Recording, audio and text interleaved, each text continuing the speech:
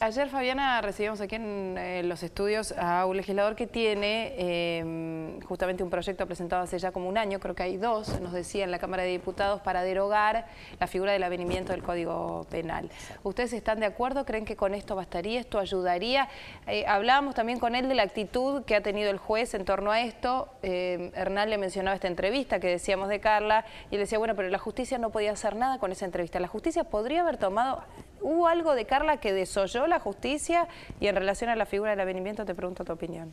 Sí, la realidad es que no se la escuchó a Carla. Y tampoco hay que tomar en cuenta que la figura del avenimiento es una medida excepcional, que la justicia puede otorgar o puede denegar. Acá claramente la justicia desoyó a la víctima para defender los derechos del victimario, para favorecer al victimario. En general, la figura del avenimiento es una figura que los abogados defensores del violador tratan de buscar la forma de instalarlo para beneficiar al violador. Claro.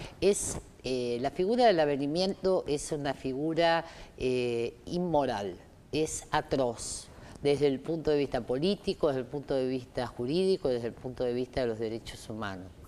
Y esto tiene que ver con que antes, cuando una mujer era violada, estaba dentro del ámbito de lo privado, ¿no? Claro. O sea, había que defender el honor, no de la mujer, en realidad el honor de la familia. Claro. Entonces, si se casaba el violador, automáticamente quedaba a resguardo el honor. Cuando la cuestión de la justicia pasa a este tema de la cuestión privada a la cuestión pública, sí, de acción pública, porque sí, cuando hay una violación puede intervenir y proceder directamente de oficio la justicia, encontraron la forma y en el 99 mantuvieron esta figura del avenimiento con algunos puntos en concreto, como es que la mujer efectivamente en forma libre pida el avenimiento.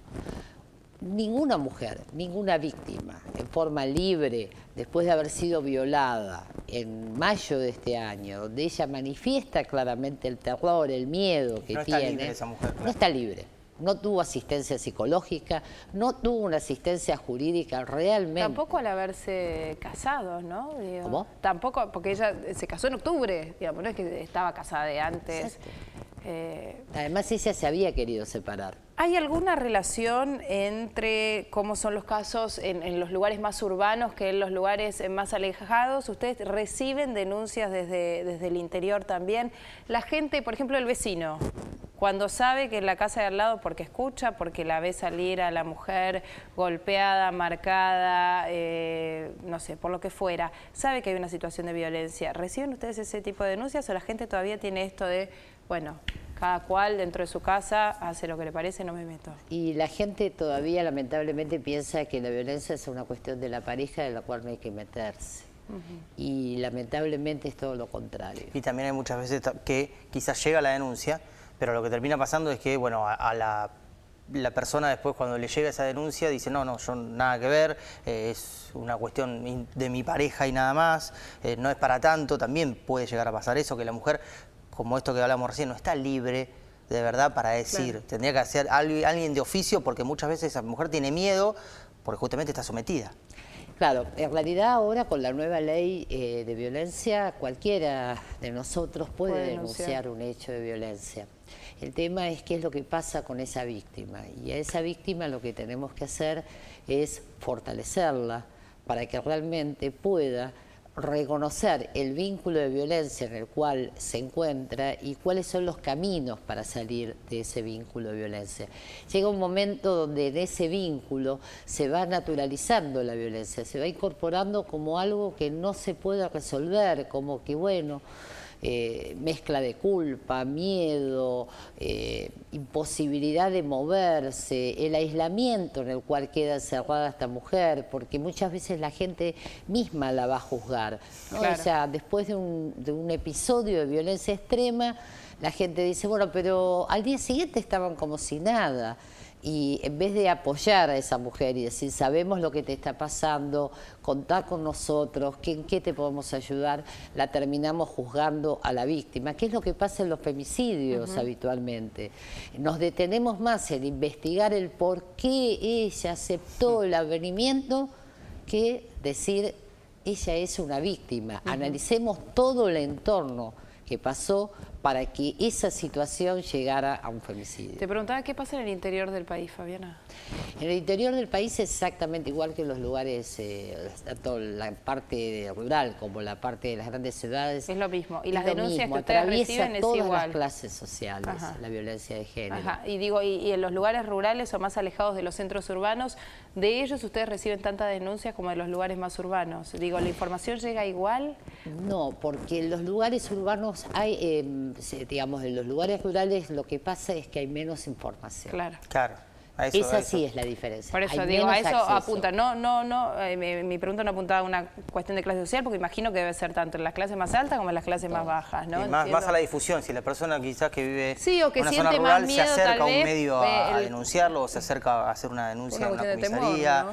Quizás tiene más miedo todavía que en la gran ciudad porque le es menos familiar el tema de los medios y todo. Pueblo, si vos tenés que hacer una denuncia, claro. Primero que dependés de que la comisaría estén capacitados para entender lo que significa y no que traten de desestimar la denuncia. Muchas veces no se sabe bien cuáles son los derechos que tenemos todas las personas, incluida el tema de las mujeres en cuanto a la violencia de género. Entonces, siempre decimos que es muy importante el tema de la información, el tema de la prevención, pero también es muy importante el tema de la asistencia directa a las víctimas. ¿Cómo se pueden comunicar con ustedes para que obviamente se pueda difundir esta situación de la casa? Nosotras tenemos un equipo interdisciplinario de psicólogas, abogadas y trabajadoras sociales que brindan asistencia y orientación a las mujeres víctimas de violencia y a las familias que muchas veces se acercan, porque a veces no se acerca la víctima, a veces se termina acercando la familia, y para ver cómo manejarlo, cómo llevarlo adelante, y es increíble porque cuando la familia, a veces la víctima no puede saberlo, o sea, no puede asumirlo, pero cuando la familia lo detecta, es increíble cómo puede ayudar cuando la familia se involucra en la situación y no la juzga.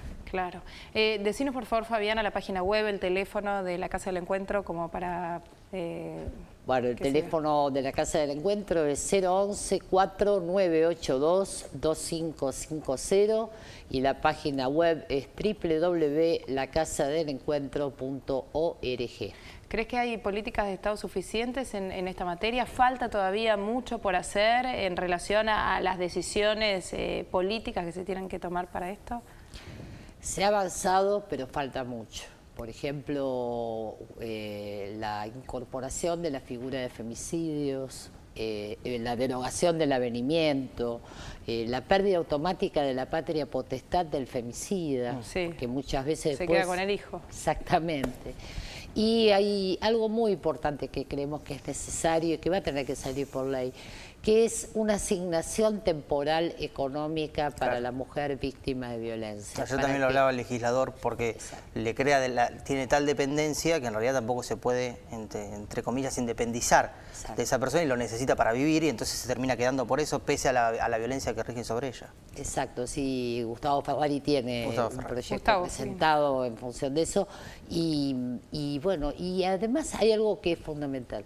Tenemos que cambiar patrones culturales, sociales, y para eso sería muy importante incorporar la temática de violencia de género a todas las currículas educativas, de todos los niveles, desde el jardín hasta la universidad, porque tenemos que cambiar esos paradigmas que lamentablemente tenemos en la relación entre varones y mujeres.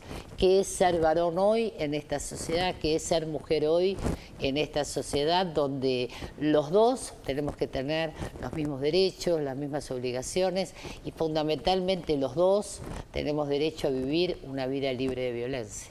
Fabiana, gracias por haber venido. Gracias, Fabiana.